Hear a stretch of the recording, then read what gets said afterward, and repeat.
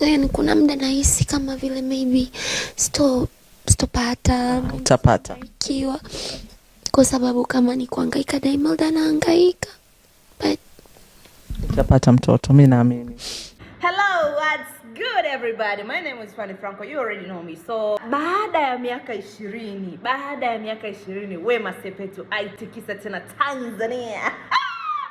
Tanzania na Afrika Mashariki kwa ujumla. Bwana, Wema Sepetu alitikisa sana 2006 baada ya kutoa taji la Miss Tanzania, lakini tunaona tena anaitikisa tena Tanzania. Kama leo kaisimamisha nchi kwa muda. Kwa ukipita huku ni Wema, ukipita huku ni Wema, ukirudi huku ni Wema, ukirudi huku bwana. Wema ametikisa sana Tanzania. Actually, congratulations are in order. Kwa hiyo hongera nyingi sana zimwendee Wema Sepetu, lakini hongera nyingi sana zimwendee Whozu. Nimeona sehemu moja nifaka comment kwenye posti za Wema na Whozu, wakasema kwamba Whozu ametetema kwenye mechi ngumu, na ni kweli Whozu ametetema kwenye mechi ngumu kweli kweli, lakini shout out to him bwana, ameweza paka ameweza. Lakini kitu kingine ambacho nilitaka kusema, ili mradi mimi nimepata funzo kwenye hichi kitu ambacho kimetokea. Ili mradi Mungu akupe kitu kile ambacho unastahili, lazima kuondolee kitu ambacho unadhani unakihitaji.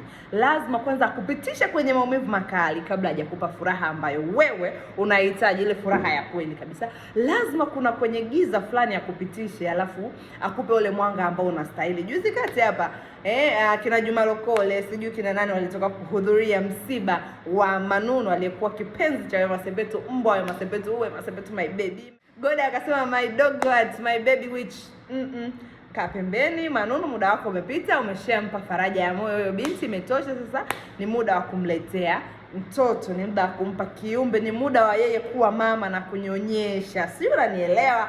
Kwa hiyo pengine Wema Sepetu alijisikia mnyonge, jamani, my Manunu, my baby, my mshunu, sijui my wati, ndio tena ameshaenda, nitafanyaje, nitakuwa mpweke, nitabaki tu na chibaba, this and that.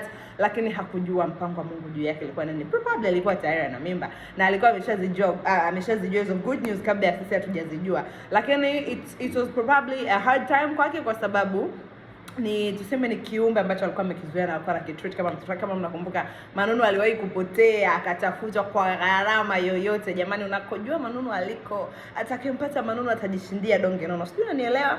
Lakini God said, girl, this is your time. You have to embrace it, you have to take it, and you have to celebrate it. So keep clapping for others until it's your time to be clapped for. Sijui unanielewa? Until it's your time to be celebrated. Wewe endelea tu kuwashangilia wengine, endelea tu clap for others until it's your time, kwa sababu we will be clapping for you too. Wema Sepetu alikuwa akiwa mstari wa mbele kuwapa rafiki zake hongera. Jamani, hongera Wolpa, hongera Lulu, hongera huyu, hongera kwa wote ambao walijifungua kabla yake. Lakini pia ameshawahi kushare vulnerable moments zake, akisema kwamba akiwa na rafiki zake wakiongelea mambo ya mtoto, wakishare memories zao na watoto wao, yeye anajifeel kwamba she's out of a place, anajisikia vibaya, anashindwa kuambia wanyamaze and all that.